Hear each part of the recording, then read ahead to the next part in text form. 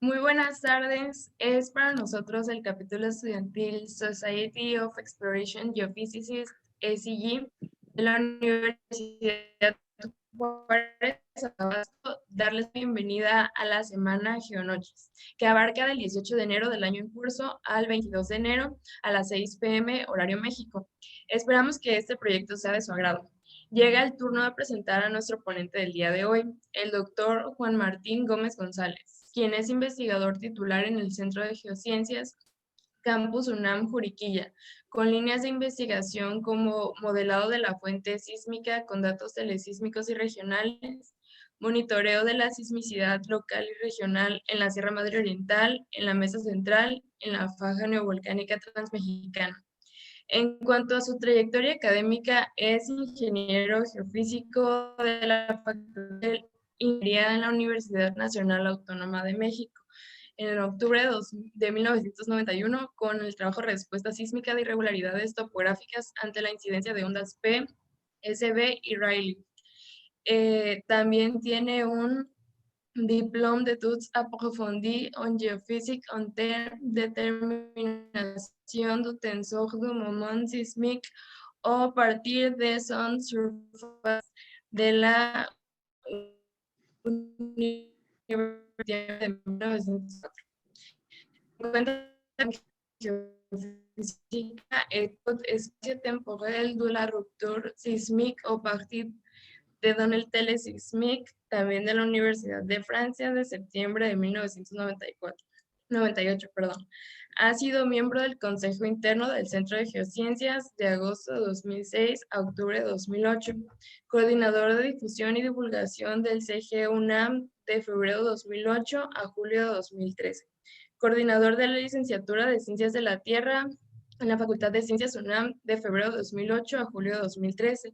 Ha tenido distinciones como candidato investigador en el Sistema Nacional de Investigadores de 1998 a 2002, Premio García Ciñeris 1995 al mejor trabajo iberoamericano en geofísica teórica o aplicada a nivel maestría en España.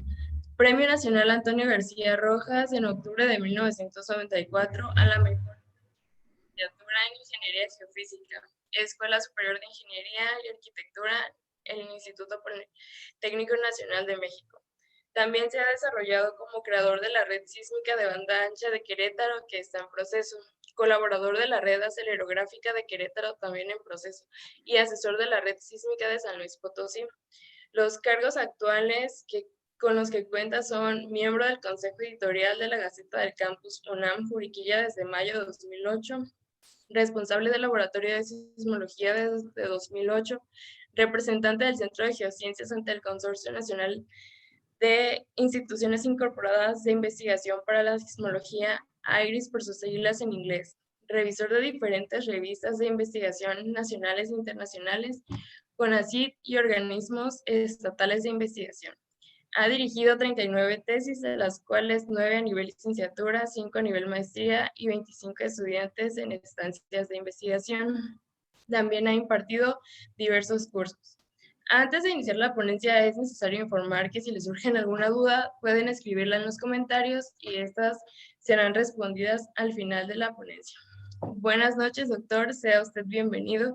Es para nosotros un gusto poder escucharlo con la ponencia Desarrollo de una red sísmica para el estudio de sismos intraplaca en la SMOR. Les cedo la palabra. Gracias, Gloria. Buenas noches a todos. Primero que nada, gracias por la invitación a este evento. Siempre me da mucho gusto participar en eventos organizados por jóvenes. Creo que es muy necesario y muy interesante todo esto que se hace, que desde muy jóvenes organicen actividades que alimenten su conocimiento. Lo que les voy a presentar es un compilado de diferentes cosas que estoy realizando en este momento.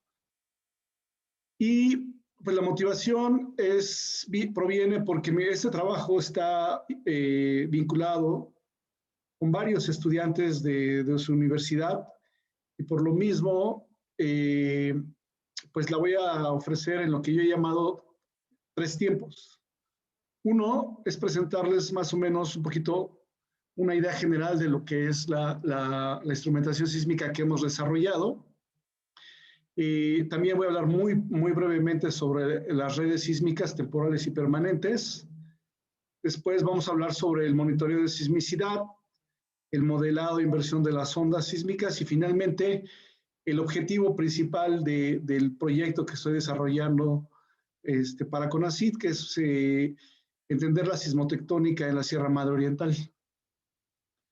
Entonces, bueno, pues esta imagen que ustedes ven resume todo lo que es un sismólogo y en buena medida, si cambiamos los aparatos, lo que es un geofísico. Tenemos una fuente sísmica que es esta imagen que está en el extremo superior izquierdo, donde se produce una fractura súbita en la corteza terrestre. Ello genera un conjunto de ondas sísmicas que se van a propagar principalmente en el interior de la Tierra, en ocasiones, dependiendo del sismo, de las características en la parte superficial, y a partir de ese momento se van a generar ondas y señales donde estas ondas van a viajar por el interior de la Tierra, adquiriendo información de la misma, y bueno, todo esto va a estar representado en una señal, en un sismograma, y bueno, pues lo que hacemos normalmente los sismólogos es, a partir de aquí, ir al revés. Pues vamos a construir modelos que nos describan, que reproduzcan estos sismogramas. Conocemos el instrumento, vamos a basarnos, dependiendo del estudio, en un modelo predefinido del interior de la Tierra o, en su caso, pues precisamente invertir este modelo, depende del tipo de investigación que se esté realizando. Se analiza la propagación y finalmente se puede describir lo que es la fuente sísmica y las características de dicha fuente, ¿no? Esta imagen ustedes pueden ver, fíjense cómo las ondas sísmicas parecieran como cuando dejamos caer un objeto en una tina de agua o en un cuerpo de agua, cómo las ondas se propagan y bueno, pues estas ondas pues tienen ciertas características que nos van a ayudar a estudiar el interior de la Tierra. Pero lo que quiero que consideramos es que cada vez que hay un sismo, la Tierra se sacude. En ocasiones son movimientos muy locales, en ocasiones cuando el sismo es muy grande, pues estas sacudidas equivalen a que agarráramos la Tierra como una piñata y le diéramos un palazo. Y entonces la Tierra se va a sacudir no solamente por los efectos del sismo, sino por los efectos también naturales de su característica propia, ¿no? Nosotros analizamos, una vez que tenemos suficiente información, pues analizamos diferentes fallas, como ustedes, bueno, pues lo hacen en la escuela. Esos son los tipos de fallas típicos, básicos que ustedes aprenden en la escuela. Tenemos las fallas transcurrentes, donde un bloque al mismo nivel que el otro se desplaza lateralmente. El ejemplo más conocido a nivel mundial pues es la falla de San Andrés.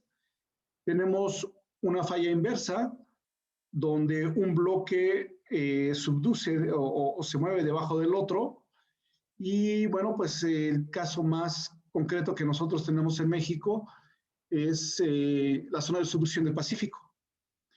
Y bueno, pues también tenemos sismos normales, donde un bloque cae con respecto al otro y bueno, pues nos genera un espejo de la falla. Entonces, estos casos se generan las sísmicas.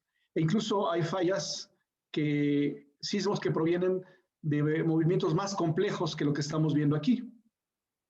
Y bueno, pues al final lo que nosotros pretendemos hacer es caracterizar la sismicidad y el entorno en lo que se refiere al estado de esfuerzos, la geometría, las características del medio, etc. Y bueno, esta imagen que ustedes están viendo arriba es una imagen de cualquier año, en la cual, bueno, pues tenemos los sismos más grandes distribuidos en todo el planeta y pues curiosamente coinciden con los límites de placas. Esta imagen pues se ha ido enriqueciendo cada vez que hay más sismos, pero bueno, esta imagen dejó de manifiesto la tectónica de placas o su relación de la sismicidad con la tectónica de placas en los años 60 del siglo pasado, ¿no? Ahora, en el extremo inferior izquierdo ustedes pueden ver una imagen donde pues hay mucha información. En el eje vertical de la izquierda ven, por ejemplo, la magnitud, la escala de magnitud que va desde 0 hasta 10. En la escala de la parte derecha, del extremo derecho, su equivalente a cada magnitud en kilogramos de explosivos. Luego en medio tenemos una especie como de pirámide deformada que del lado izquierdo nos muestra algunos de los sismos más importantes que ha habido en el mundo hasta antes que se hiciera esta imagen, que pertenece al consorcio IRIS. Y en el lado derecho, pues toda una serie de fenómenos naturales que podrían compararse en cuanto a liberación de energía con ciertos sismos, ¿no? Y lo más importante que este comportamiento también nos muestra que es el comportamiento de los sismos es logarítmico, me refiero en cuanto a la energía. Entonces, usted pido su atención aquí, por ejemplo, este punto que estoy señalando, arriba del 150, la parte derecha, dice que este punto del lado derecho dice bomba atómica de Hiroshima. Y esto, bueno, pues equivale a un sismo de 6.2, como los que ocurren en México de estos ocurren del orden de 50 al año, más o menos. Y aquí lo interesante es que si tomamos como referencia un sismo de magnitud 7.2, pues equivale a 32 veces de energía liberada por la bomba de Hiroshima. Y si escogemos uno de 8.2, recordemos que el sismo de Michoacán de 1985 fue de 8.1, aunque hay debate quien dice que es 7.9, pero suponiendo que hubiera sido de 8.1, pues equivaldría a 32 por 32 bombas atómicas. Y si tomamos el de Sumatra, que fue de 9.2, que fue de 2004, el año 26 de diciembre de 2004, pues entonces equivaldría a 32 bombas por 32 bombas, son 6, 7, 8, por 32 bombas, ¿sale? Esa es la energía liberada. Y bueno, este sismo que está hasta acá arriba, es el de Chile de 1960, pues es mucho más todavía que la energía liberada por el sismo de Sumatra. Entonces, ahora, otra cosa interesante es que entre más grande sea el sismo, su frecuencia es menor. Y entre menor sea la magnitud, pues tenemos poblaciones más grandes. De hecho, cuando se hizo esta figura, aparecía que aquí eran del orden de 1 millón en el planeta, pero pues no se tenía la cantidad de redes sísmicas que hoy se tienen, y hoy esto se corrige y se ha estimado que ocurren sismos de magnitud 2 de aproximadamente 2.5 millones al año. Y luego ustedes pueden ver aquí una imagen un poco vieja del Servicio Sismológico Nacional, las estaciones que componen el Servicio Sismológico Nacional, que poco a poco va creciendo en número. En aquel tiempo tenían 57, hoy deben tener cerca de 61 estaciones. ¿Esto es mucho o es poco? Depende de qué se quiera estudiar. En 1910, cuando arrancó el Servicio Sismológico Nacional, se tenían 12 estaciones y la mayoría concentradas hacia el sur de México. Después aumentó su número, se distribuyeron por todo el país, pero a alguien se le ocurrió la maravillosa idea de llevarlas hacia el sur de México, argumentando que en el norte no temblaba. Esto que ustedes están viendo, pues son algunas de las casetas sísmicas de cualquier lugar. En este caso les estoy mostrando las casetas que corresponden a Querétaro.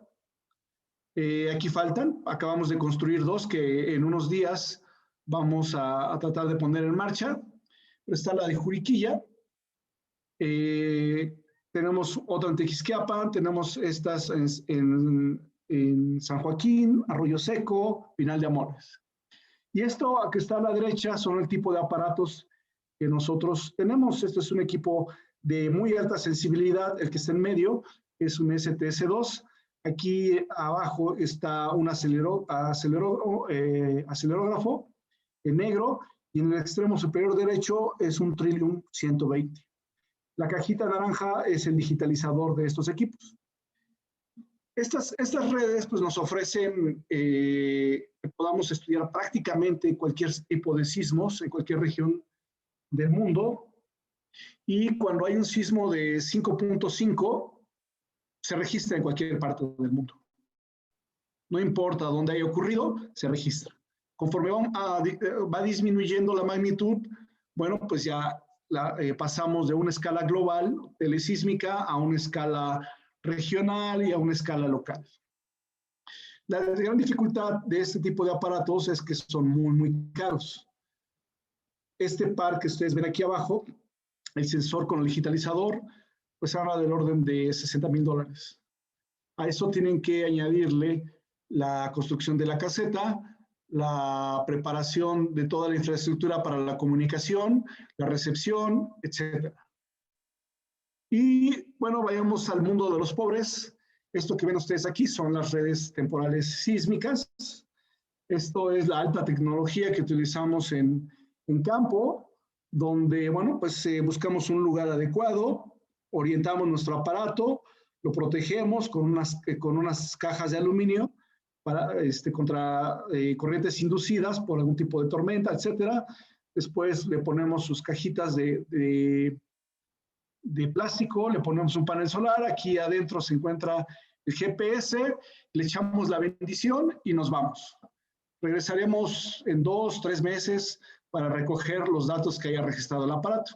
Ustedes estarán de acuerdo que este tipo de redes pues, son muy vulnerables, tanto al vandalismo como, bueno, le puede caer un rayo, o algún animal lo puede pisar, todo ese tipo de cosas, ¿no?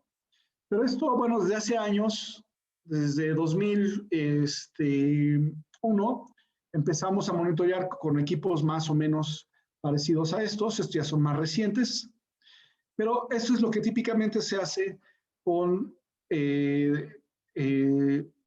instrumentos de bajo costo. Un aparato como estos, que está aquí, pues anda del orden actualmente de unos $5,000. ¿Sale? Y bueno, básicamente un aparato, como les decía, cuando uno instala, pues está esta parte azul, que corresponde al sensor, se alimenta con una batería, por aquí falta un switch, que lo que hace es cambiar. En el día alimenta el aparato con el panel solar y en la noche con la energía que estuvo cargando el panel solar en la batería. Eso trabaja del orden con un voltaje de aproximadamente 12 volts. Y aquí están pues otros diseños que hemos utilizado. Vean aquí también cómo pues, el lugar es muy de altas temperaturas y aquí la gente protegiéndose para nuestros estudiantes en aquel tiempo, protegiéndose de las inclemencias del clima. Y la sonrisa, no sé si era porque estaba feliz aquí Rodrigo o porque estaba desesperado del calor, pero yo creo que estaba feliz de estar haciendo esta labor. Y bueno, ¿cuál es la trascendencia ¿Por qué menciono esto? Pues ese es el primer paso de lo que les quiero mostrar, porque esto tiene que ver con ustedes. Y resulta que el siguiente paso que vamos a dar nosotros es gracias a un Huchiman. Aquí tienen ustedes a su compañero Gerardo Córdoba, que hizo varias estancias conmigo, y después del trabajo que estuvo realizando conmigo, fue contratado en un laboratorio en Centroamérica, y aquí está todo el desastre que armó, todos los aparatos que abrió, que modificó, y esta parte de abajo son nuevos diseños que están haciendo, y esto que ven acá en el extremo superior derecho es un nuevo tipo de equipos que se terminaron el año pasado y que nosotros habíamos adquirido algunos de ellos para ponerlos en campo. Entonces, estos aparatos, ustedes, aunque no los conozcan físicamente, saben cómo funcionan, porque esto que ven aquí, este cilindro, no es otra cosa más que un geófono. Un geófono, ya no puedo decir como los de exploración, porque los de exploración funcionaban típicamente el valor más bajo era 14.5 Hz, algunos había de 50 o de 200 Hz. Estos ya son el valor más alto para sismología es 4.5 Hz y hay hasta 1 o 2 Hz. Y bueno, esta es la parte importante que quería mencionar en este paso, que un emanado de su universidad es el que se ha encargado de meterle mano a este tipo de cosas. Y bueno, para el siguiente paso, esto es una parte que ustedes van a entender muy fácilmente, en sismología nosotros tratamos de caracterizar lo mejor posible la fuente. Para eso tenemos un esquema de referencia, donde tenemos una falla aquí, una falla, tomamos la referencia del plano inclinado, entonces la traza del plano con la superficie de la Tierra, pues forma un ángulo, y eso es lo que ustedes conocen típicamente como el strike, como el azimut. La inclinación de ese plano con respecto a la horizontal es lo que se conoce como el dip, y el ángulo, este es un vector, el vector de deslizamiento nos indica que el bloque de techo hacia dónde se movió, y calculando la dirección, bueno, pues con esos tres parámetros caracterizamos por lo menos la geometría de la fuente. En este caso, este ángulo es el ángulo de deslizamiento, o que en inglés se maneja como rake. Este puede variar entre 0 y 360 grados, o entre 0 y 80 grados, y 0 y menos 180 grados, depende cómo queramos tomar la referencia. El dip solamente puede variar entre 0 y 90 grados, y el strike entre 0 y 360 grados. Y lo que hacemos es que nosotros vamos a tener en campo diferentes aparatos, que son estos puntitos negros, y ahí a lo que llamamos nosotros estaciones, vamos a registrar la energía que llega. Y pues los sismogramas, recordemos que una onda no es otra cosa más que energía en movimiento. Entonces los sismogramas pues es un conjunto de ondas de todo tipo, y nosotros caracterizamos esto que se llama una polaridad. Si el primer movimiento es hacia arriba, consideramos que la polaridad es positiva o es una compresión. Si el movimiento es hacia abajo, es una dilatación o negativo, ¿no? Y fíjense qué interesante, porque al tener diferentes estaciones distribuidas en el entorno de la fuente, nosotros no solamente vamos a describir la fuente, sino que automáticamente el espacio se divide en 4 cuadrantes. Y entonces una de estas líneas, en realidad no es una línea, es un plano, es la representación gráfica de un plano, y la otra línea corresponde a un plano auxiliar. El problema es que en sismología, la física que mejor responde a lo que estamos haciendo es lo que se conoce como el doble par de fuerzas. Entonces, no sabemos inicialmente cuál es el plano que dio origen a la sismicidad. Más adelante vamos a ver en qué nos basamos para poder caracterizar la fuente. Pero esto es nada más la parte de aquí arriba. Es un juego de proyecciones estereográficas, y esto es lo que se conoce como un mecanismo focal o vulgarmente como una pelota de playa. Y esto va a ser para nosotros fundamental, tiene muchísimas implicaciones. Entonces es un elemento que ustedes ya aquí están viendo aparentemente en 3 dimensiones y que nos dice espacialmente cómo está orientada la estructura. Pero nos dice mucho más, porque en realidad para los geólogos es un mecanismo focal, nada más. Para los sismólogos es un tensor. Y ustedes en sus clases seguramente han oído hablar de este tema, y el tensor es mucho más que una representación geométrica. Es una representación de las fuerzas que están actuando en el entorno, y ahorita lo vamos a ver.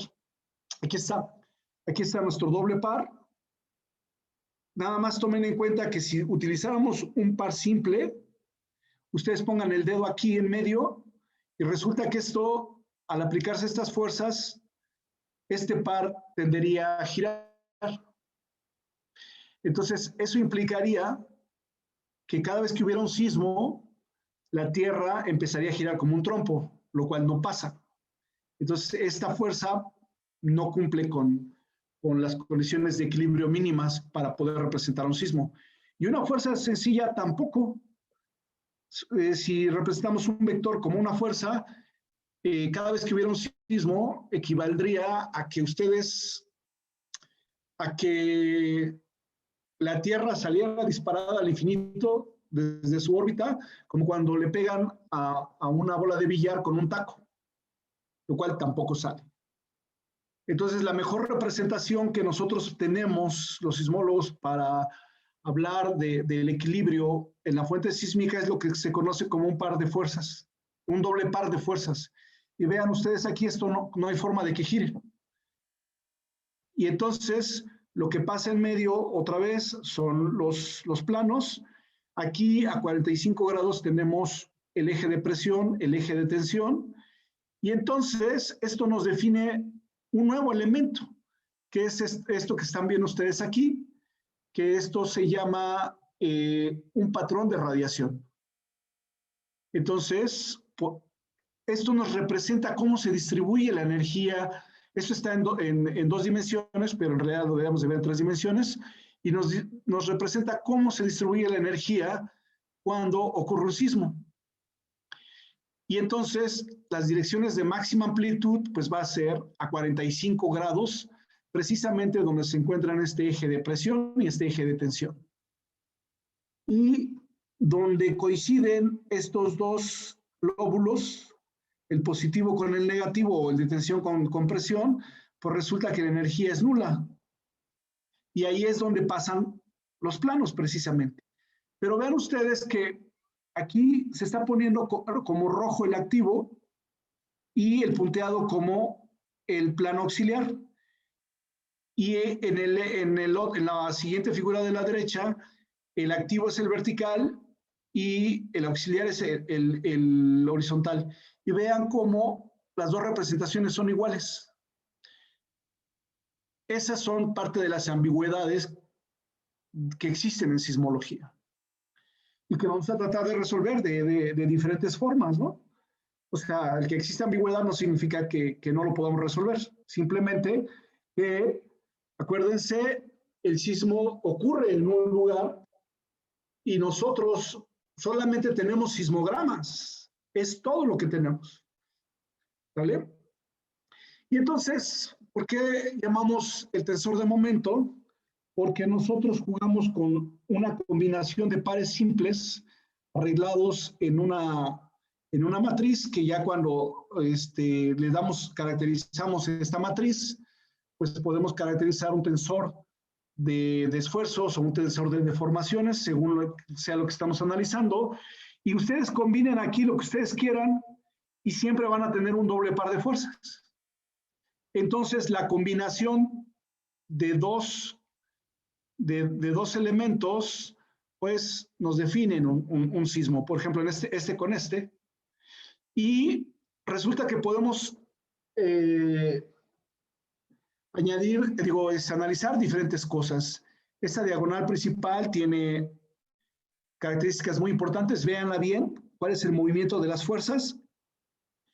Y estas, que son perpendiculares, también tienen otro tipo de movimiento. Están asociadas a una física muy especial. Pero vean lo interesante, que nosotros tenemos un patrón de radiación de ondas P, y sin embargo, esto es para una fuente puntual. Si la fuente se empieza a propagar unilateralmente, ¿sí? Ustedes, por ejemplo, tienen, la de arriba es como una esfera, como que va, o un globo que va creciendo, ¿no? Y la de abajo es una fuente muy grande que simplemente se desliza una con respecto a la otra. Y entonces aparece un fenómeno de directividad que automáticamente nos dice, rompe con la simetría y nos dice cuál es el plano activo. Esto este tipo de análisis que nosotros hacemos en sismología se parece mucho a un fenómeno que ustedes conocen bien, que es el efecto Doppler.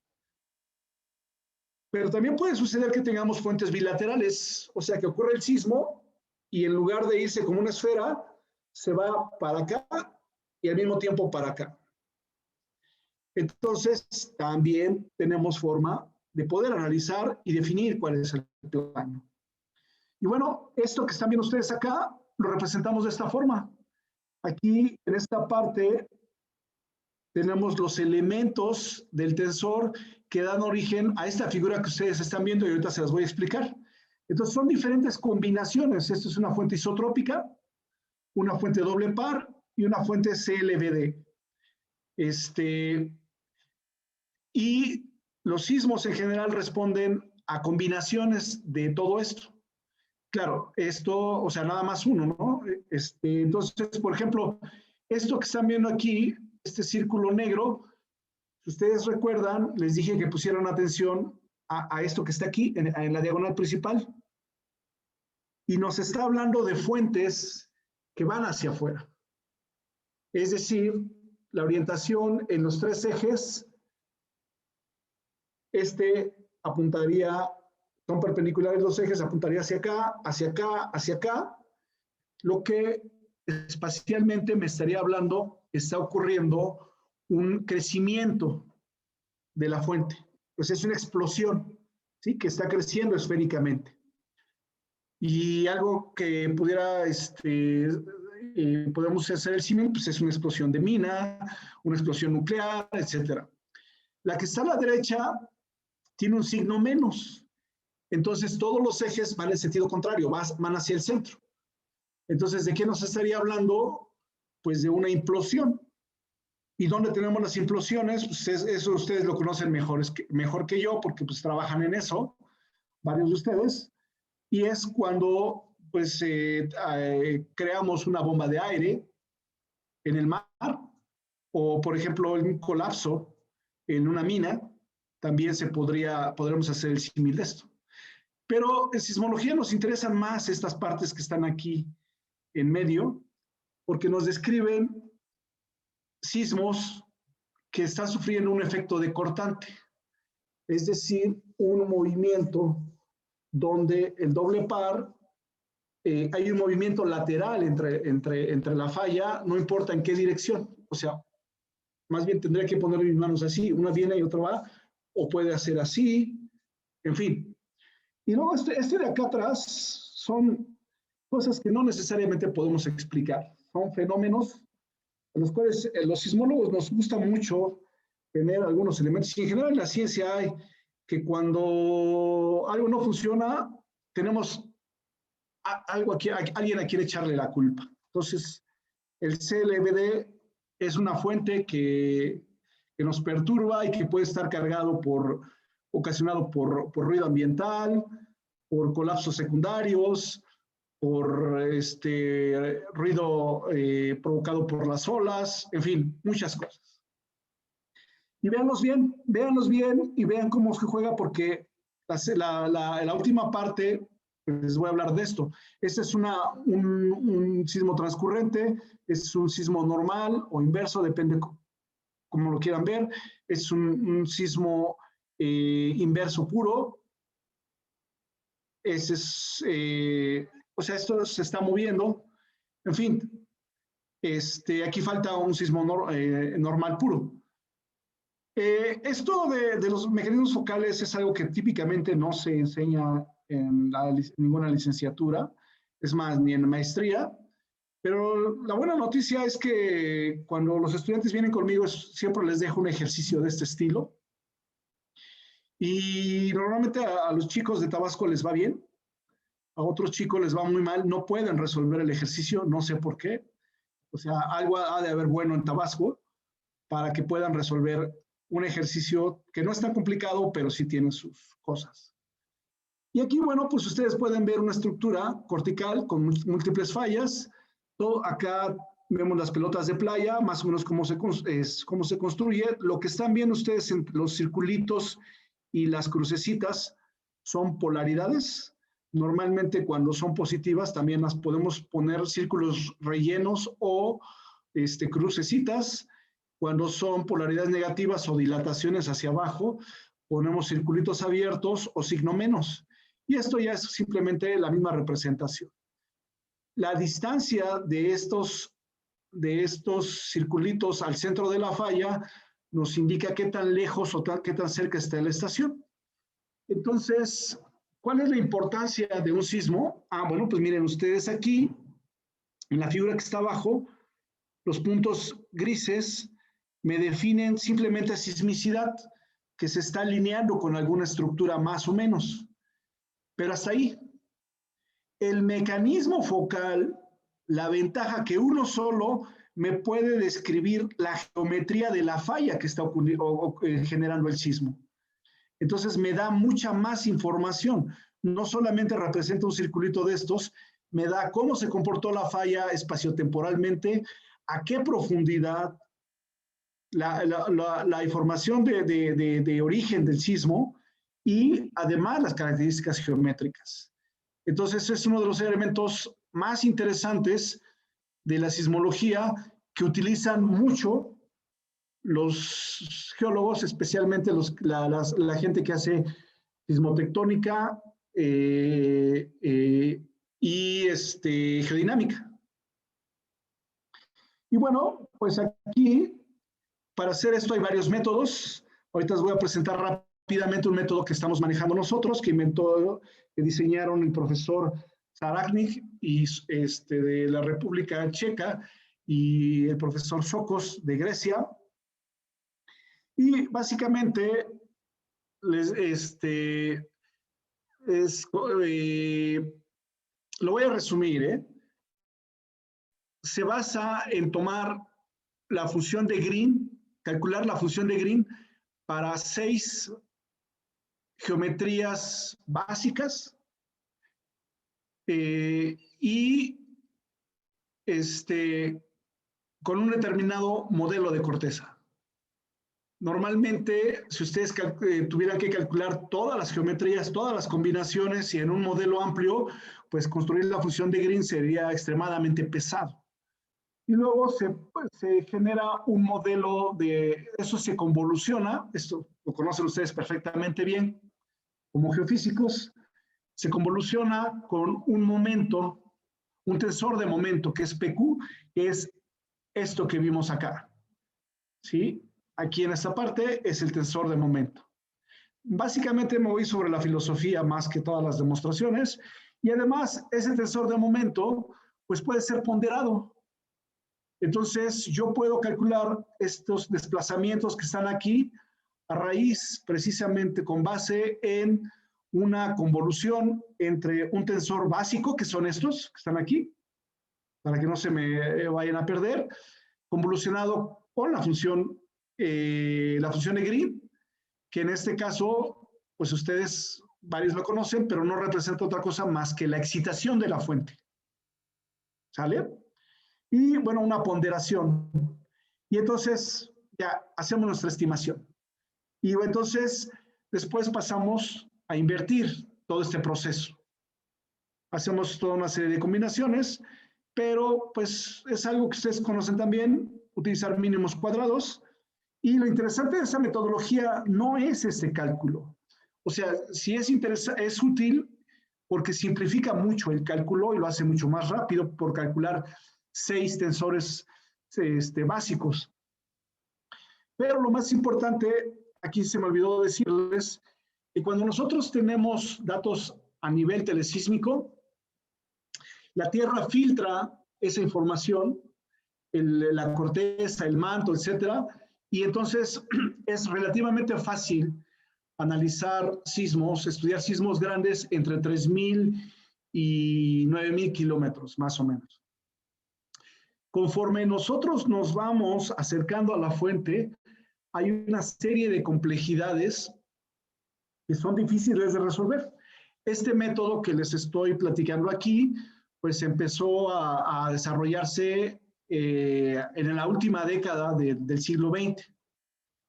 Y no explotó, sino ya de forma regular en la primera década del siglo XXI, ¿no? Entonces, ¿por qué? Porque conforme nos vamos acercando, todo nos hace daño. Que si las reflexiones por el modelo de corteza, que si las heterogeneidades, hay muchos elementos que pueden alterar nuestras señales. Entonces, no basta con invertir la solución, sino este método tiene toda una serie de parámetros estadísticos para poder evaluar si la solución es confiable.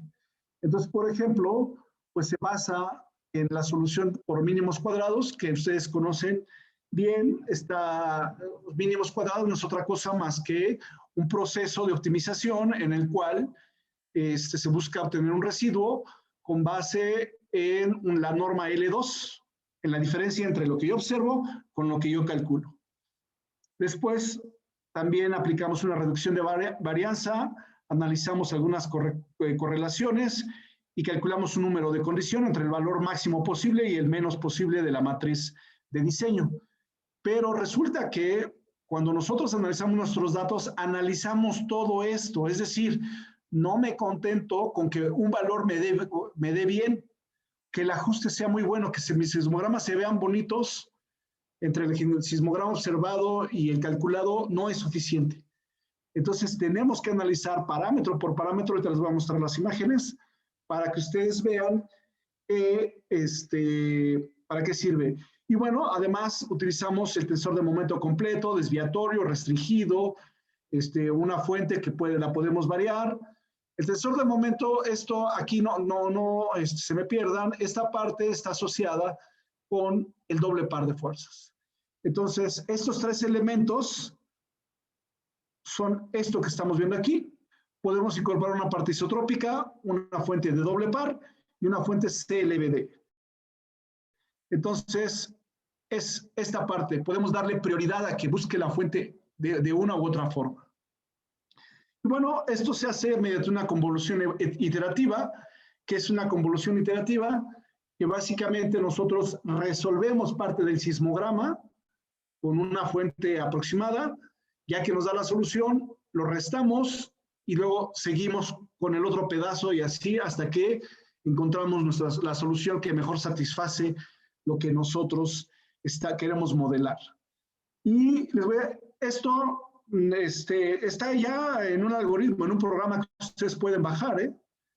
Entonces nosotros, por ejemplo, tomamos un sismograma y tomamos una pequeña ventana para poder analizar la relación señal-ruido, que eso como geofísicos también lo conocen ustedes bien. Y entonces esta relación señal-ruido va entre esta parte donde llega el arribo de la onda P con respecto a la señal previa al primer arribo de la onda P. Y ustedes pueden ver aquí los espectros. Aquí se ven muchas señales porque cada estación tiene 3 componentes, o sea, la vertical, norte, sur y este-oeste. Y entonces se hace, esta parte que está aquí más grande corresponde a la señal, al ruido ambiental, y esto corresponde a la señal. Entonces, entre mayor sea la diferencia, quiere decir que tenemos una buena relación señal-ruido y que va a ser relativamente fácil de poder analizar estos sismogramas, relativamente.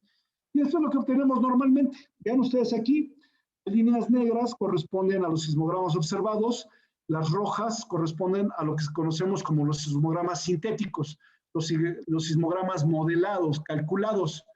Entonces, lo que nosotros siempre buscamos es que se parezcan lo mejor posible. Pero el gran reto a distancias cortas es que, bueno, distancias regionales o locales, es que esta información puede estar muy contaminada. Y ahorita vamos a ver algunos ejemplos. Este es el caso de una red alrededor del mar Caspio, en Asia Central. Para esto, nosotros necesitamos un modelo de corteza lo más confiable posible, que este también puede ser un dolor de cabeza. Y eso ustedes lo conocen porque no es muy diferente a lo que se hace en exploración. Y bueno, pues nosotros tenemos que juzgar siempre la calidad de la solución. Tenemos un elipsoide de solución. Y vean ustedes, también hacemos el estudio, la ponderación de una cosa que se llama los ángulos de Kagan. Básicamente, nosotros cuando tenemos las soluciones, tenemos una dispersión. Entre más concentrada estés, más pequeña sea esa dispersión, vean ustedes, aquí prácticamente en el mecanismo focal nosotros prácticamente podemos trazar una línea promedio y ya está la solución. Conforme esta dispersión empieza a ser mayor en la cantidad de modelos, resulta que empezamos a tener muchas más soluciones hasta que llegamos a un modelo en el cual no podemos escoger la mejor solución.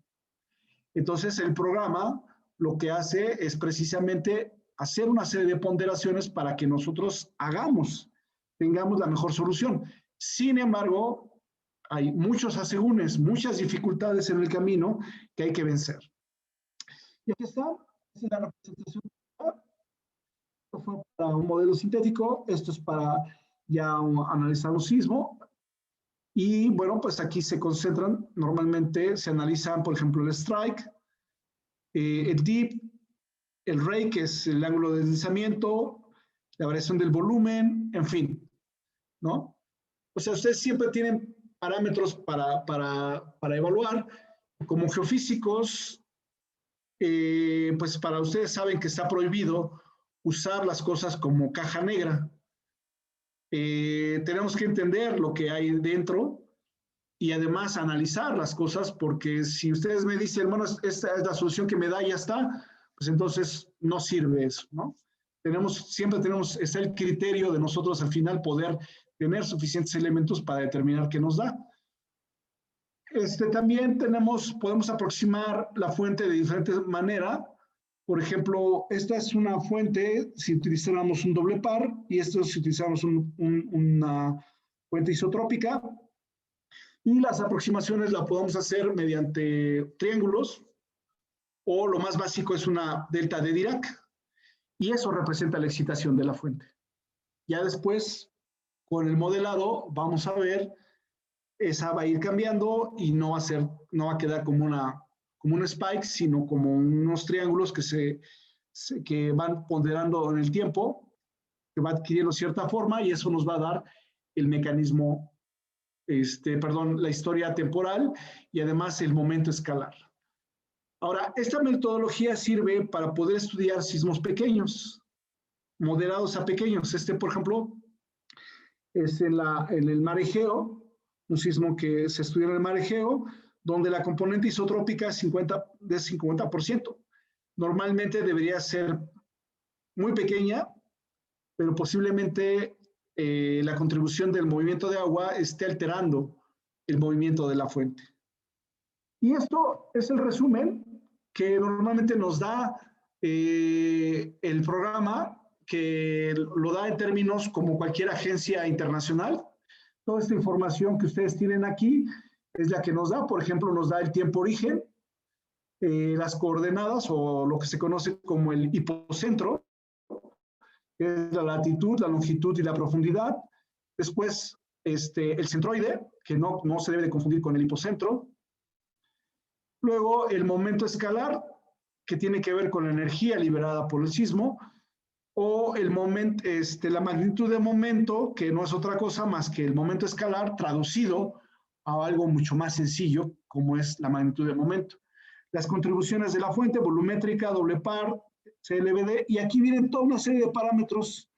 Aquí no salieron todos, pero vienen como 6 parámetros que ustedes tienen que caer dentro de cierto intervalo. Aquí les da la mejor solución, el strike, dip y rake, tanto del plano real como del plano auxiliar, pero aquí, hasta aquí todavía no sabemos cuál es el real y cuál es el auxiliar.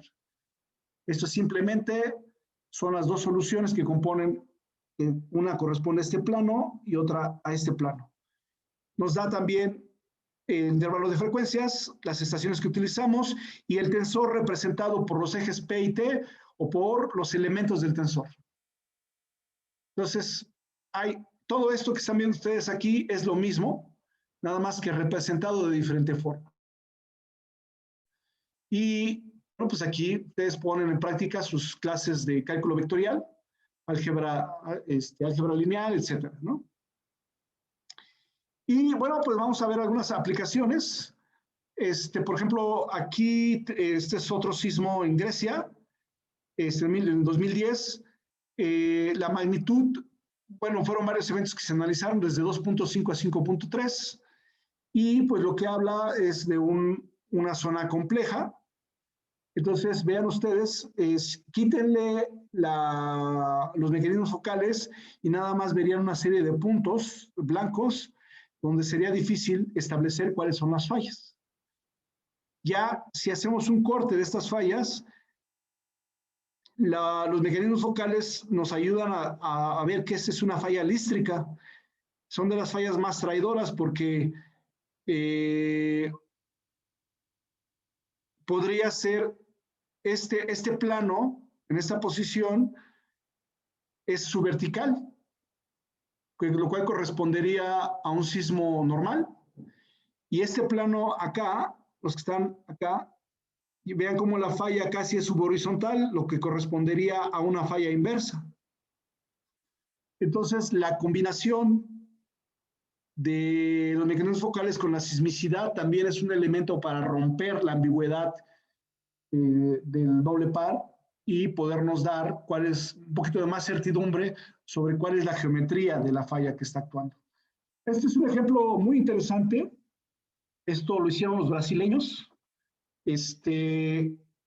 Y lograron invertir un sismo de magnitud 0.2, que es extremadamente pequeño. Y eso gracias a que tuvieron una serie de estaciones que están a menos perdón, es un ejercicio en la República Checa, pero también los brasileños hicieron algo, ya me acordé, pero ellos llegaron a magnitudes de 0.8. Pero para eso se requieren aparatos muy sensibles a distancias muy cortas. Por decirles algo, la distancia entre las estaciones del servicio sismológico, la más cercana en el sur de México, está como a 80, 100 kilómetros. Y de ahí pueden ir a 100, 200, 500 kilómetros de distancia. Entonces, los sismógrafos que se pusieron aquí estaban a menos de 1 kilómetro. Entonces, vean, el ajuste es prácticamente perfecto. Pero para que esto suceda, necesitamos tener una buena cantidad de aparatos, pero además también un buen modelo de velocidades. ¿Cuál es la trascendencia de esto? Bueno, pues nuevamente su universidad tiene que ver, porque tenemos 3 Hochimanes trabajando en esto. Tenemos a Edgar Arceo, a Jesús Alberto Izquierdo y a Ricardo Zapata. Los 2 primeros están trabajando en la Sierra Madre Oriental y Jesús está trabajando en Oaxaca. Entonces, la gran dificultad a la que nos enfrentamos nosotros es que ocurren sismos y no necesariamente tenemos suficientes estaciones. Aquí les estoy mostrando una serie de sismos que ocurrieron recientemente en diciembre, hace casi un mes, y nos llama la atención que están alineados y en un valle. Aquí se ve el valle, no sé si ustedes lo alcanzan a ver. Esta región llevamos años estudiándola y precisamente aquí ustedes pueden ver esta que se ve como casita, la parte superior derecha, y esta parte, esta otra que está acá, son las dos estaciones que acabamos de construir y que vamos a incorporar en las próximas semanas, más toda una serie de estaciones temporales que nos ayudarán a caracterizar estos eventos. Aquí lo gacho, pues, es que estos eventos ocurrieron antes de que pusiéramos los aparatos. Tenemos las casetas, pero todavía no ponemos los aparatos. Y para esto, bueno, sus compañeros se han tenido que empapar mucho. Primero que nada, analizar estas cosas a la distancia es muy difícil. Han tenido que aprender por su cuenta. Han tenido que leer mucho, han tenido que tomar un curso en Brasil a distancia y actualmente 2 de ellos están analizando un sismo en Estados Unidos y haciéndole por arriba y por abajo para tratar de entender qué tanto podríamos aplicar de lo que están haciendo ellos en México y poder invertir estos sismos. Por ejemplo, ya es la sismicidad reciente, que no se tenía, si ustedes buscan en el catálogo del Servicio Sismológico, no se tenía hasta antes del 2000, y ahora, bueno, se han ido incrementando la cantidad de estaciones hacia el norte y ya tenemos cada vez más sismicidad, sin embargo, no son suficientes. 60 estaciones no son suficientes. Para que ustedes se den una idea, Costa Rica, que tiene es la doceava, su superficie es la doceava parte de México, tiene más de 300 estaciones. Y California, tiene, que es más o menos la quinta parte de México, tiene más de 1,500 estaciones solamente en el estado de California. ¿Sale? Entonces, bueno, esta imagen ya la vieron ustedes. Entonces, estos eventos que nosotros estamos analizando, que son los chicos, y para eso desplegamos las redes sísmicas, la mayoría de ellos no se sienten a menos que la gente esté muy cerca de la fuente. Y esto es lo que la historia de la sismicidad en la Sierra Gorda de Querétaro. Ha habido eventos desde 1887, 1912, 1920, también en Hidalgo, Estado de México, etcétera.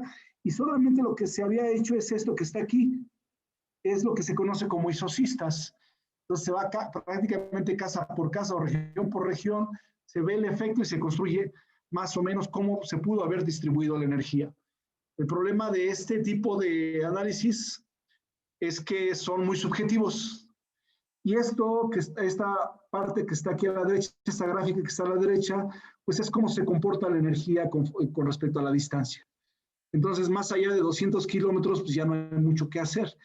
Por ejemplo, de 1978, de Cardonal, pues aquí nos está diciendo, debe haber sido chico, que fue de magnitud 5.3, bueno, no tan chico, pero se atenuó muy rápidamente. Entonces, pues este análisis que ustedes están viendo lo realicé con el doctor Ángel Nieto y la doctora Susana Lanís hace ya muchos años, en 2003, y al sur de Querétaro, esta parte roja era Querétaro, o esta mancha ahora ya cambió mucho, ya ha crecido mucho Querétaro. Estas son las fallas que ellos clasificaron. En aquel tiempo, los triangulitos morados son las estaciones que pusimos, y los círculos azules son los sismos que logré localizar en aquel tiempo. No es que haya localizado nada más esto. Aquí están las estaciones, en una registré 671 eventos, en otras 61, 278, 43, pero la metodología que se usó en ese momento, que es una metodología monoestación, solo me permitió localizar 6 eventos, que quiere decir que son 6 eventos que se registraron en todas las estaciones. Hay una metodología especial para localizar de forma individual. Este es un catálogo reciente que hice de la sismicidad extraída del Servicio Sismológico en la Sierra Madre Oriental. Vean ustedes, esto es lo que solamente lo que ha podido registrar el Servicio Sismológico Nacional. No significa que sea toda la sismicidad. Si nosotros tuviéramos más estaciones, que eso estamos tratando de hacer, vamos a tener en Querétaro pronto por lo menos 7, en San Luis Potosí en este año habrá por lo menos 4, y en Nuevo León hay aproximadamente 5. Esto lo vamos a mejorar notablemente todavía. Y bueno, aquí está otro ejemplo. En la parte izquierda, estos puntitos verdes son la sismicidad que pude registrar en una secuencia sísmica que ocurrió en los límites entre Querétaro y San Luis Potosí, que fueron nuevamente 6 eventos. Y ya cuando empecé a trabajar con la localización monoestación, vean ustedes la cantidad, o sea, todo aquello que no se registró en varias estaciones, ahora lo hice una por una, y vean. Entonces aquí lo único que nos falta, pues ustedes ya se darán cuenta inmediatamente, que si tuviéramos mecanismos focales, podríamos decir cuál de estas partes en la cordillera tiene la mayor probabilidad de ser la estructura detonante. Y este es un trabajo que realizamos con sismicidad que registramos en 2011. Es el trabajo de Rodrigo León Loya, y donde él categoriza 2 clústeres principalmente de sismicidad. También aquí necesitamos mecanismos focales. Esto lo hicimos con una red temporal. Aquí ustedes pueden ver los triangulitos negros, corresponden a la red temporal. O sea, como verán, no son muchas estaciones. Ahora en México tenemos la dificultad de que no siempre donde queremos poner las estaciones lo podemos hacer. Y aquí está cada color, o sea, cada columna corresponde a una estación, y el color corresponde a las visitas que realizamos en determinado momento. Vean que hubo una que hasta 345 eventos tuvo en un periodo, ¿no? Y bueno, en 17 meses lo que localizamos más de 3.015 sismogramas, logramos registrar más de 592 epicentros, y las magnitudes fueron desde 0.1 a 3.5, y la profundidad de los eventos entre 0.1 casi hasta 5 kilómetros, ¿no? Entonces, todavía falta mucho. En aquel tiempo decíamos todavía falta mucho por hacer, y bueno, pues así es. Y bueno, antes de terminar, pues una recomendación. Como profesor de la licenciatura y de posgrado, pues hay unas recomendaciones que siempre le hago a los jóvenes, y estamos en una situación de cambio del país, definitivamente, y estamos enfrentando sobre todo como nunca una gran competencia de gente de otros países, y la única forma de que podamos hacer frente a esa competencia es cambiando nosotros mismos, ¿no? Nosotros normalmente pedimos mejores universidades, mejores profesores, pero para que la ecuación sea completa también necesitamos mejores estudiantes. Y grábenselo bien, no hay ningún programa ya hoy en día de licenciatura que satisfaga todas las necesidades que ustedes tienen. Hoy en día el hecho de tener acceso a un celular, bueno, no se ve, a una computadora, un clic, y tener toda la información es bueno y es malo, pero tienen mucha información. Si la quieren aprovechar bien, si no, sí habrá alguien que la pueda aprovechar. Entonces, si ustedes quieren participar en esta carrera que verdaderamente se ha abierto, y competir no nada más a nivel local, sino a nivel internacional, y así como viene gente de fuera, ustedes poder ir a cualquier mercado y dar la verdadera pelea, pues se necesitan estudiantes trabajadores, independientes, con iniciativa, comprometidos, y que sepan buscar el conocimiento por su cuenta. También se necesita, aunque no lo crean, porque eso hace mucho que se perdió, estudiantes con un sentido social. Necesitamos estudiantes que sean agradecidos con sus padres, con sus maestros, con su universidad, con su estado y con su país. Solamente así podremos dejar el subdesarrollo. ¿Sale? Muchas gracias. Muchas gracias a usted, doctor. Es un tema muy interesante del que nos habló, y ya tenemos unas preguntas de algunos compañeros. Se las voy a leer a continuación. El compañero Ruiz pregunta, buenas noches, doctor. Me gustaría saber si el prototipo de bajo costo que se encuentra en la Universidad Juárez Autónoma de Tabasco, en la unidad Chontalpa, se encuentra actualmente en funcionamiento. Hasta donde tenía el conocimiento, estaba a cargo de un compañero Juchimán que estaba trabajando con usted. Y en caso de no estar en funcionamiento, ¿qué haría falta para ponerlo en marcha? Yo creo que sí está en funcionamiento. Eh, y pues va a dar información, pero, o sea, da información que nos alegra porque necesitamos sensibilizar a la sociedad. La ignorancia en muchos aspectos es muy grande y no solamente estoy hablando del ciudadano común, sino también de directivos, también de políticos, incluso de algunos profesores. Entonces, pero para que cumpla su objetivo, se requieren más. Para eso ya no lo mencioné para no extenderme, pero en Querétaro tenemos un proyecto de instalar, el objetivo es por lo menos 70 estaciones de ese tipo, que son acelerógrafos de bajo costo. Y lo que estamos haciendo nosotros en Querétaro es tratar de socializar la red para que en un futuro más, podamos contar con 200 estaciones. Es decir, nosotros ponemos 70 y la sociedad en general ponga los otros 130. Y bueno, pues como sea, ya hemos empezado. Por ejemplo, hay un hospital que compró su propio acelerógrafo y también un parque industrial que compró su acelerógrafo. Conforme nosotros vayamos proporcionando esta información a la sociedad, pues habrá por ahí gente que podrá decidir a irse sumando. Pero lo más importante de esto, de ese equipo que ustedes tienen, al ser transparente, me gustaría que lo revisaran, que lo vieran. Mi sueño es que esos equipos actualmente ya se pueden hacer en México. Y para eso, su compañero, Gerardo Córdoba, los puede asesorar. A lo mejor no para cumplir las mismas funciones, pero algo que sí se acercara mucho a eso. Ok, muchas gracias. El compañero Miguel Guzmán pregunta, doctor Juan, si no estoy mal, ¿es ISOLA el programa que calcula la inversión del tensor de momento? ¿Sabe si hay una guía o algún curso que esté disponible para aprender a hacer esto? Sí, está en la página del profesor Saragnik. Si me escribes, le doy los datos.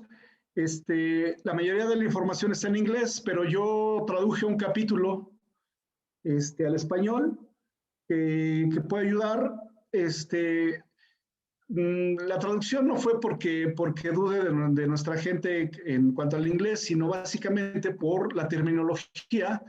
Inicialmente el acercamiento suena un poco raro, entonces aprender un programa y aprender ciertos términos como que puede ser complicar el asunto.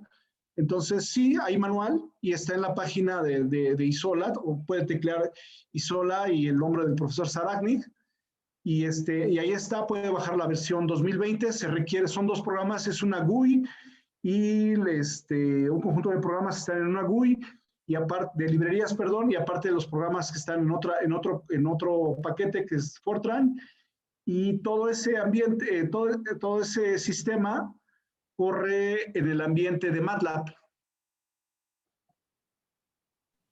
Ok. La compañera Dulce Raúl pregunta, reciba cordiales saludos, excelente presentación. ¿Existe una visita guiada con alumnos a alguna estación?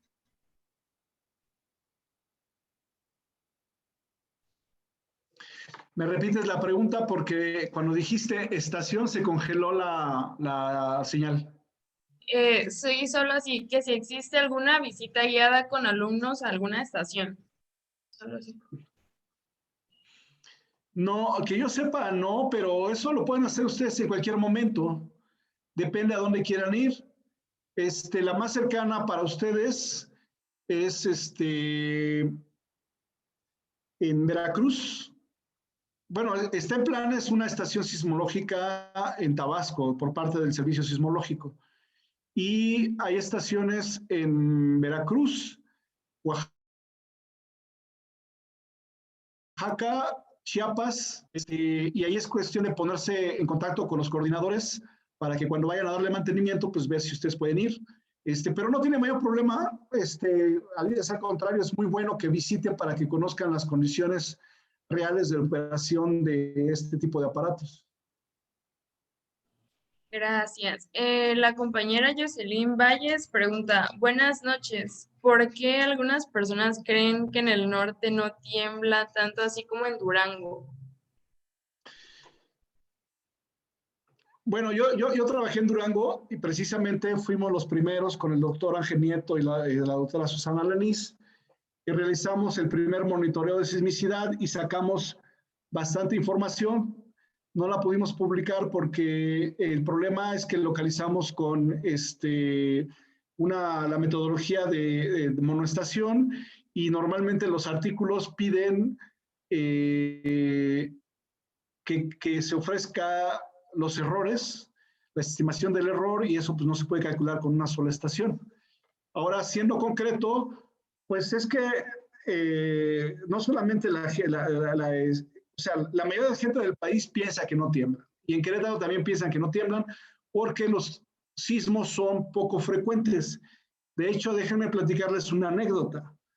O sea, cada vez que tiembla y uno va a campo, le pregunta, o cuando va a instalar, perdón, la historia va así mejor. Cuando uno va a instalar y le pregunta a la gente si ahí tiembla, le dicen a uno que no, ahí nunca ha temblado. Dices, ok. Y si por alguna razón en ese lugar tiembla y uno va de nuevo y le vuelve a preguntar a la misma persona, se acuerda que cuando era niño tembló o que su abuelito le contó. Entonces hay unas cosas un poco extrañas. Yo recuerdo aquí en Querétaro, a más o menos a 120 kilómetros, instalamos hace como 10 años una serie de estaciones, y le pregunté a la gente que si había temblado o no, y me decían que no. Entonces me quedé viendo un cerro y le pregunto a la persona que estaba junto a nosotros, oiga, ¿y cómo se llama ese cerro que está ahí enfrente? Dice, La Tembladera. Entonces, así pasa. Y entonces es la labor que tienen que hacer los centros de investigación y las universidades de difundir el conocimiento.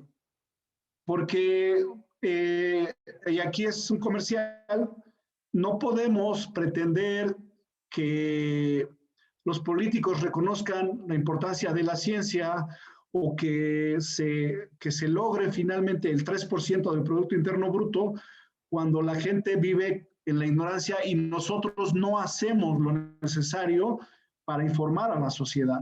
Debe de haber una línea de investigación, una autopista de que vayan en sentido de la investigación, la enseñanza, pero también tiene que haber una autopista directo a la difusión y la divulgación de la ciencia. Muchas gracias. El compañero Miguel Guzmán pregunta que si, ¿cuál es su correo? ¿Perdón? Que si, ¿cuál es su correo? Su Aquí correo está electrónico. mi QR, ahí lo puede tomar, y ahí está toda mi información. Ok. Bueno, creo que esas son todas las preguntas. Hemos llegado al final de esta transmisión y agradecemos tanto a los asistentes como a usted por su tiempo. Se le hará llegar una constancia de participación a su correo por esta charla, y pues agradecemos muchísimo a usted y a todos los asistentes. Hoy concluye la primera conferencia del evento Geonoches, y les recordamos que mañana tenemos una conferencia impartida por la doctora Pro Ledesma. Bueno, y están viendo mi pantalla, ¿no? ¿Se puede ver mi pantalla? No. Ahora sí. Sí. Ya no.